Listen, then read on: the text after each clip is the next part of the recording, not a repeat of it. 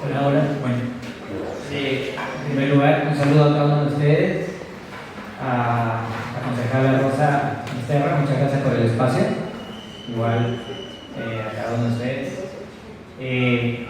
La participante saliente dijo que no era afrodescendiente, bueno, yo tampoco, pero yo soy de Perú, soy descendiente del pueblo quichua de Perú.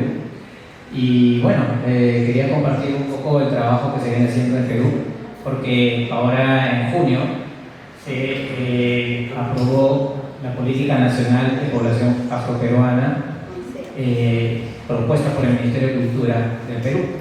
Entonces, quien les habla es abogado, soy especialista en Derecho de Pueblos Indígenas.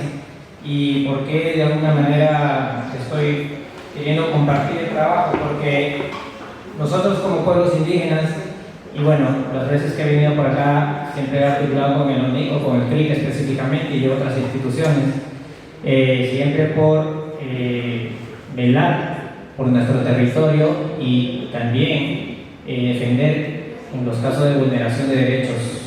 Hablamos mucho de derechos humanos de pueblos indígenas y también se habla de derechos humanos de poblaciones afrodescendientes.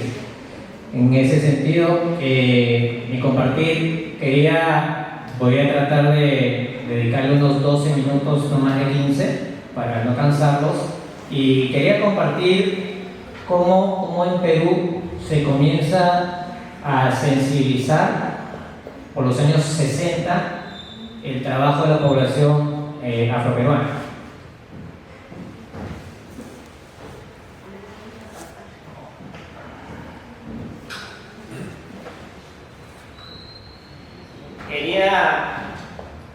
Esto es 3 minutos.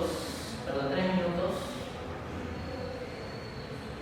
sé si me escucha. No hay internet. No lo tienes. Oh, vale, ya. No hay problema. No sé si habrá articulado con organizaciones indígenas, afroperuanas, pero bueno, este era un video de 3 minutos de Victoria Santa Cruz, no sé si habrán escuchado en algún momento de ella, que es una de las primeras lideresas en la cual se dedica a difundir coplas. Su familia, su hermano hace décimas, y bueno, eso era un ícono, por decir un himno de una poesía que se llama negra, ¿no? Pero bueno, lamentablemente no se va a poder ver. Entonces, no quiero aburrirlos mucho con la cuestión como abogado, pero quería yo ahí mostrarles, por ejemplo,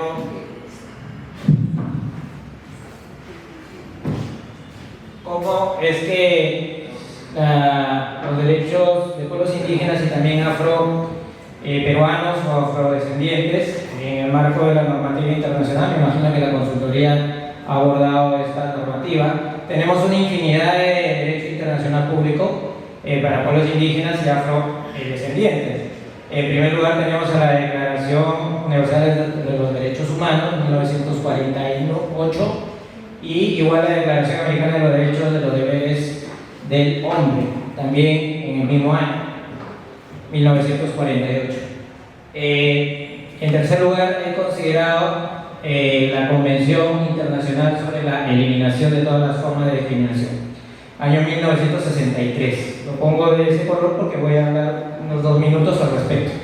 Posteriormente, es importante resaltar el Pacto Internacional de los Derechos Civiles y Políticos, tal igual que los Pacto Internacional de los Derechos Económicos, Sociales y Culturales, ambos del mismo año, 1966. Y como le digo, tenemos una infinidad de cuerpos normativos internacionales, una de ellas más la Declaración sobre los Derechos de las Personas pertenecientes a minorías étnicas, nacionales, religiosas y lingüísticas, y también el convenio 169 de la OIT, muy conocido, muy manejado por nosotros como indígenas, como indios, para poder de alguna manera cautelar nuestro territorio, nuestro conocimiento ancestral, nuestro patrimonio material, nuestra participación política, nuestra participación social, etc. También tenemos la declaración de la Conferencia Mundial contra el Racismo, Discriminación Racial, Xenofobia y otras formas conexas de intolerancia, ¿no? Yo quería regresar, esas son las 2 diapositivas, son 7 creo. Regresar, como les decía, acerca de la Convención Internacional sobre la Eliminación de todas las formas de discriminación étnica racial.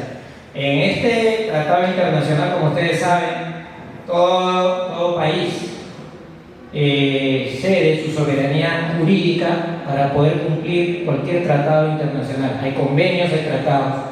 Y estos de acá son absorbidos, son considerados en las constituciones de cada país. En este caso, si no me corrige Bernardo, es la Constitución de 1991, en la cual debe haber un apartado donde adopta o estipula de que todo tratado internacional que firme el Estado de Colombia va a ser una columna vertebral para que puedan generarse, aparte de estar en la Constitución, cualquier ley o normativa. Entonces,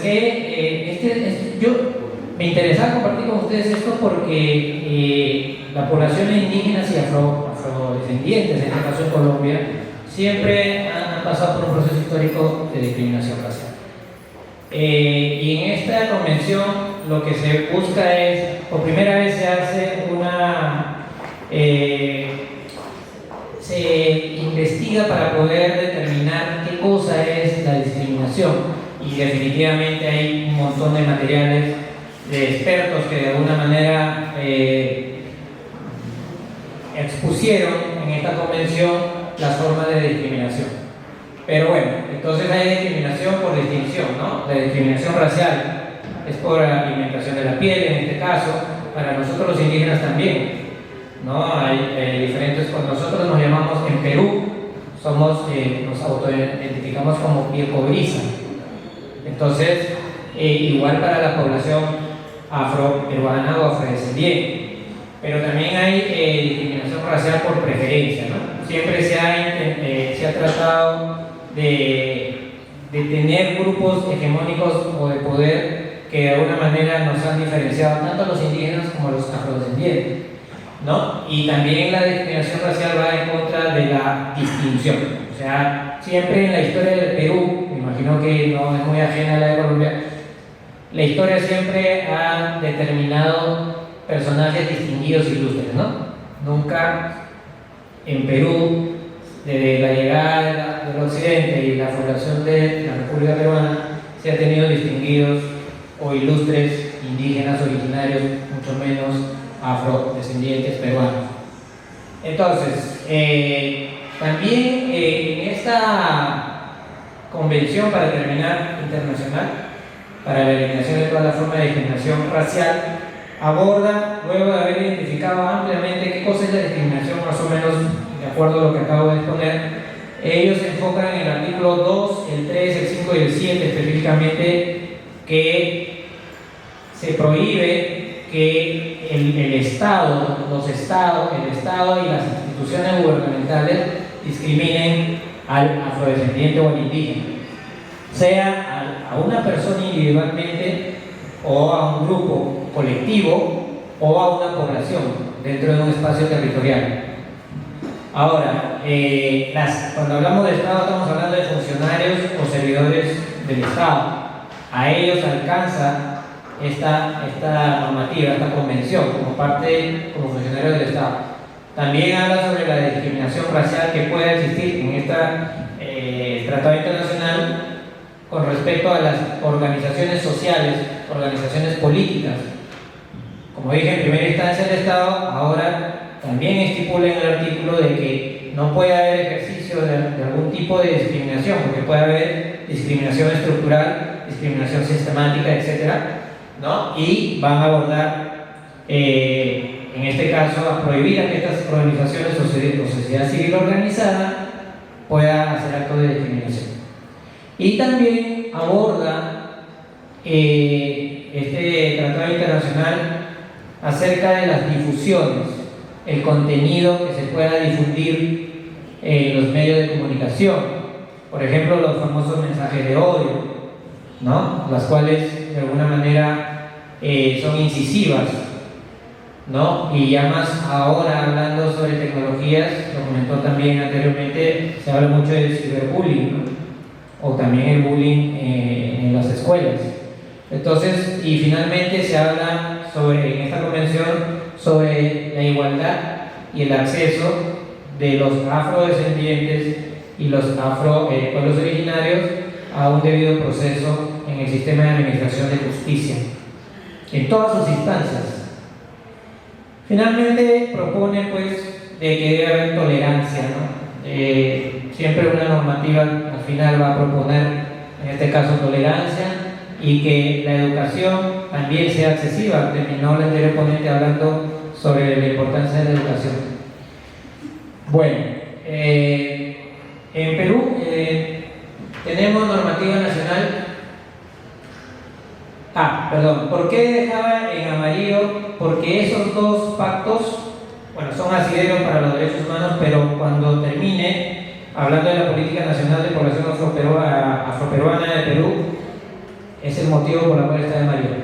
Para no ahondar más en la cuestión de leyes, con respecto a la normativa nacional, tenemos la Constitución Política del Perú, que en el artículo 2 habla que toda persona tiene derecho a su identidad étnica y cultural. Por ende, el Estado tiene la obligación de proteger, defender a la diversidad étnica y cultural. Eso es lo que dice la Constitución Política del Perú. Dicho sea de paso, nuestra Constitución peruana de 1993 no tiene la palabra afro o afrodescendiente o afroperuano. No existe en la Constitución de nosotros. Sin embargo, sí habla sobre población indígena o nativa. Eso es importante resaltar. Ahora, después hay otra, la ley 29565, en la cual se crea el Ministerio de Cultura, en la cual estuve trabajando hasta el mes de junio de este año. Tenemos 11 años de existencia y dentro de este Ministerio de Cultura de Perú, hay dos viceministerios. El Viceministerio de Industria, Patrimonio Cultural e Industrias Culturales, y el otro ministerio es muy importante, es el Viceministerio de Interculturalidad. El Viceministerio de Interculturalidad tiene dos direcciones generales. Una de ellas es la Dirección de Ciudadanía Intercultural, y esta Dirección General de Ciudadanía Intercultural tiene tres direcciones: de pueblos indígenas, de idiomas y lenguas originarias y de población afrodescendiente o afroperuana. Entonces, el Ministerio de Cultura, como está en segundo lugar, tiene 12 años ya de existencia, sí tiene una dirección de población afroperuana, la cual viene trabajando y articulando justamente con la sociedad. Por ejemplo, tiene inscritos en primer lugar un registro de organizaciones afroperuanas. Ellas están articuladas legalmente, también se aceptan organizaciones o asociaciones que no estén inscritas legalmente por factor económico, pero todos ellos conforman el grupo de trabajo de población afroperuana. Y también se está impulsando desde el año pasado a este año el registro de organizaciones afro, porque de alguna manera el trabajo de la población afroperuana está un poco lento. Prácticamente el movimiento indígena hemos avanzado bastante, tal cual como es la historia de acá también en Cauca específicamente, ¿no? Conversando ayer, recordaba la primera vez que conocí al primer alcalde afro en el año 2007, creo que fue el que lo conocí, Ariel, exacto, ¿no? Y de ese año 2008 a la fecha, me siento muy feliz de que puedan avanzar en la organización, ¿no? Para ganar esos espacios políticos sociales.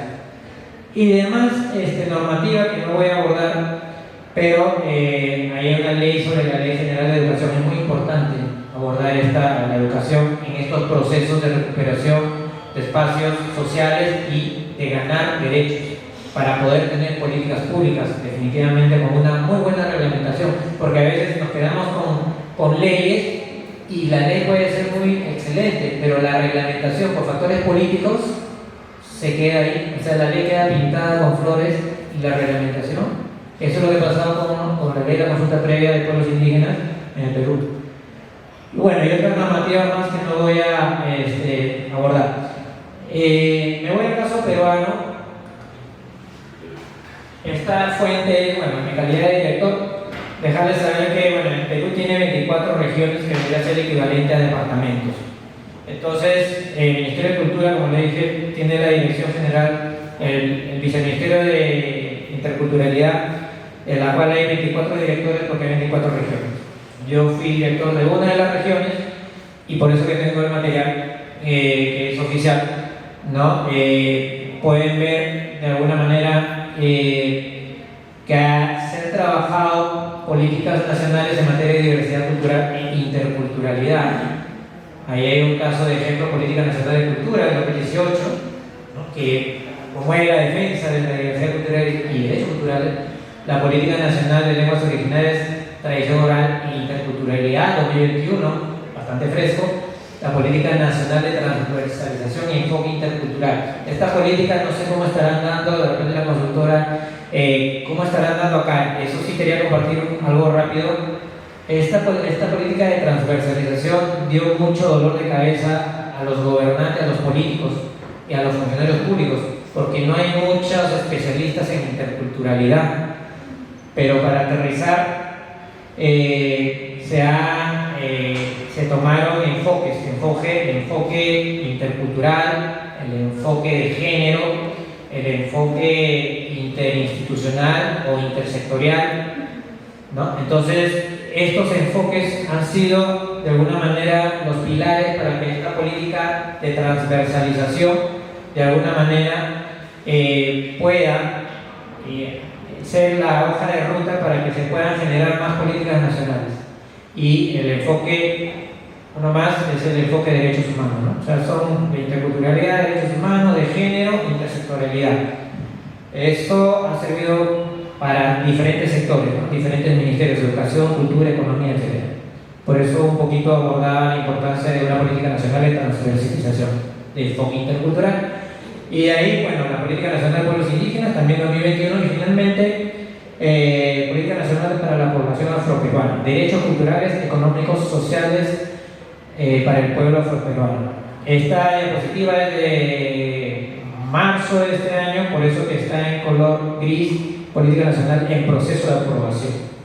Pero el 2 de julio ya se aprobó. Qué pena que no se pueda ver un poco acá, pero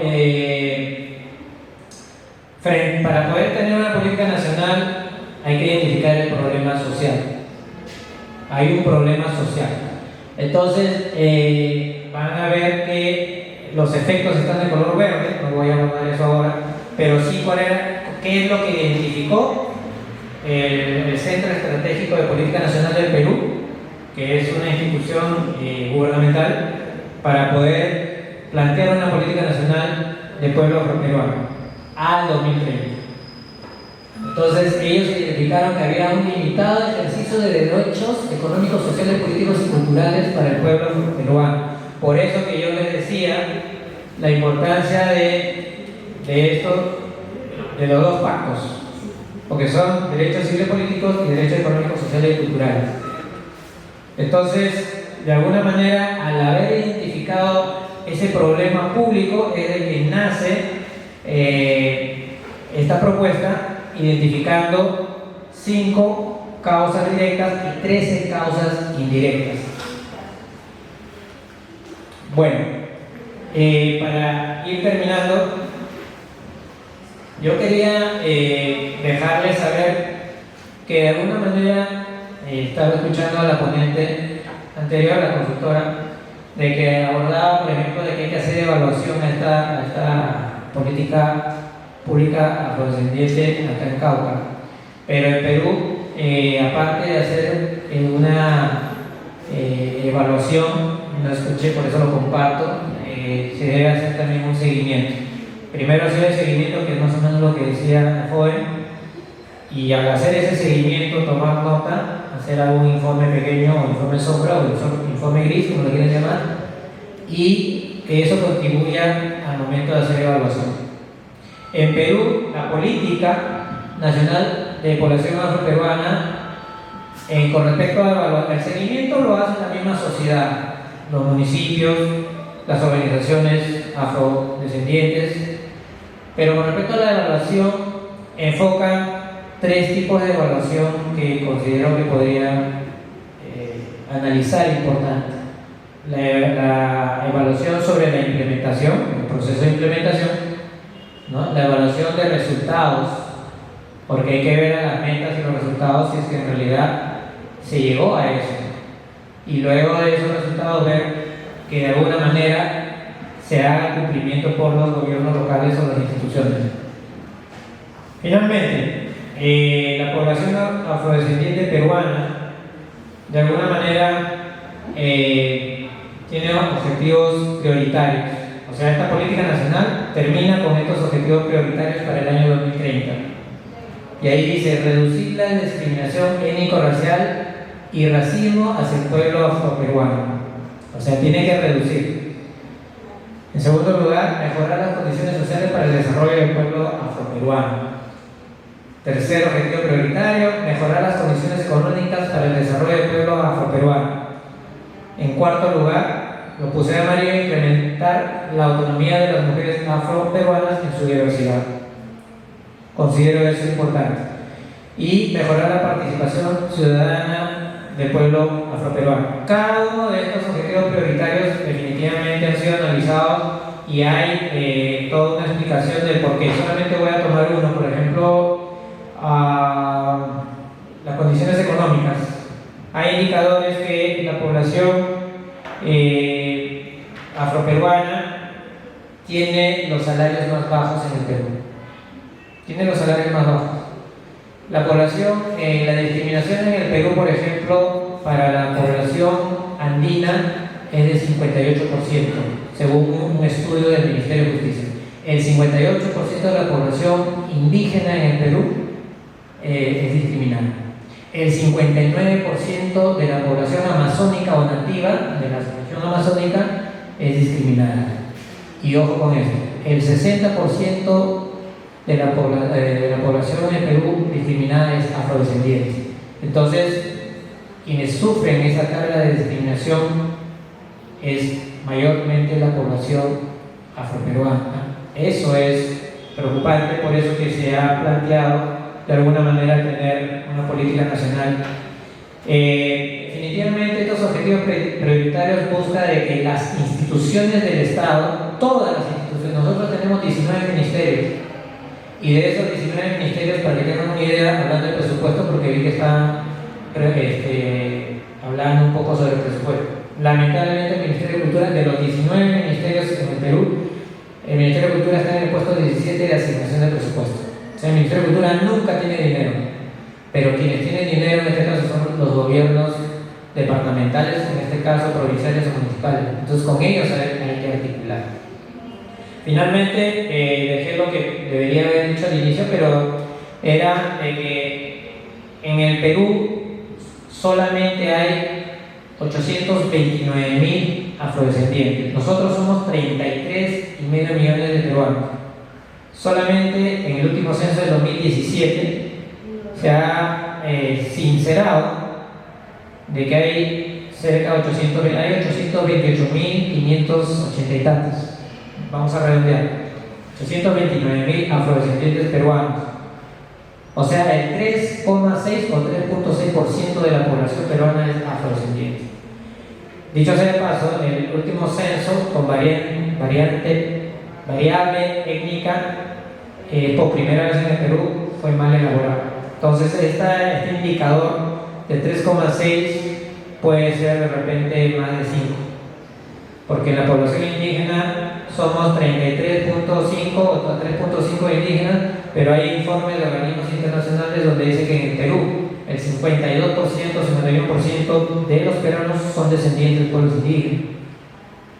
Entonces debemos saber que a veces los estados, cuando hacen estos mecanismos de censo, no son de buena fe a veces, porque cuanto menos somos indios, cuanto menos somos afros, pues hay una hegemonía que nos gobierna, ¿no? Entonces, eso, y hay más afros hombres que mujeres. En Perú hay, no me recuerdo exactamente, pero vamos a decir un 52% de población hombres, varones afro, y el resto, o sea, 48 son mujeres, o sea, hay más mujeres afros. Y bueno, creo que no me olvido nada más. Yo, como les digo, en el Perú acá hay, no me recuerdo cuántos departamentos, pero en el Perú hay 24 departamentos. Acá 32. 32. No, Colombia tiene mayor población, Colombia está en segundo lugar en población, Perú está en quinto lugar de población. Pero bueno, en el Perú hay 24 departamentos o regiones, que es el equivalente, de los cuales 14 departamentos de los 24 tienen población afro-peruana. Y de esos 14, 9 están en el litoral o en la costa, ¿no? Entonces, prácticamente la población afro y está más pegada hacia el Ecuador. Pero cuanto más al sur hay menos población afro-peruana. Y bueno, nada, simplemente lo que busca el trabajo del gobierno peruano es una cultura de prevención. O sea, con la política nacional busca una cultura de prevención a favor de la población afroperuana. Busca que se genere una ciudadanía intercultural, que es una de las propuestas que la ONU promueve y difunde. Este trabajo está definitivamente en la línea de las ODS o la Agenda 2030, por eso es Política Nacional de Población Afroperuana para el 2030, ¿no? Y lo más importante, la gobernanza territorial. La gobernanza territorial acá, en este caso Popayán, es muy importante para que puedan de alguna manera conocerse cuál es la realidad y que sean los propios actores, ¿no? Finalmente también me recordaba de que los juegos tradicionales en el Perú han sido muy avanzados, lo explicaba una compañera que dice que estaba de verde. También difundimos quien habla de los juegos indígenas en el Perú desde el año 2012, y siempre hay una riña entre quién en el Estado, quién va a abordar en impulsar y generar leyes a favor de los juegos tradicionales de pueblos indígenas. ¿Es el Ministerio de Educación o el Ministerio de Cultura?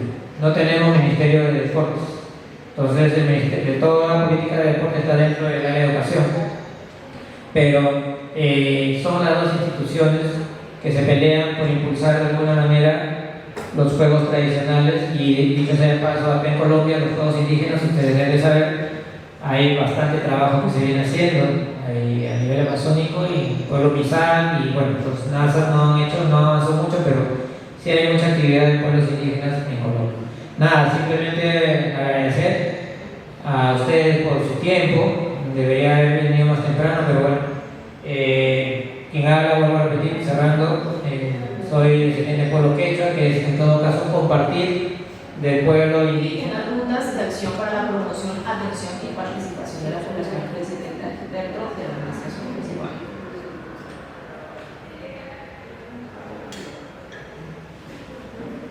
Dentro de este eje estratégico tenemos 5 componentes. El primer componente tiene que ver con educación, específicamente para la construcción de proyecto de vida en los jóvenes. Hemos encontrado, bueno, prácticamente en todas las mesas era una de más bajo rendimiento, que entre allí la administración municipal, articulada con otras instituciones, por supuesto, a reforzar esos bajos puntajes, pues a reforzar esas debilidades en aras de aumentar esas competencias de cara a la vida profesional que se busca que los jóvenes tengan una vez salgan de su educación secundaria. Un segundo nivel con una recuperación de la memoria. De alguna manera la recuperación de la memoria es el eje transversal, ¿cierto? De todo.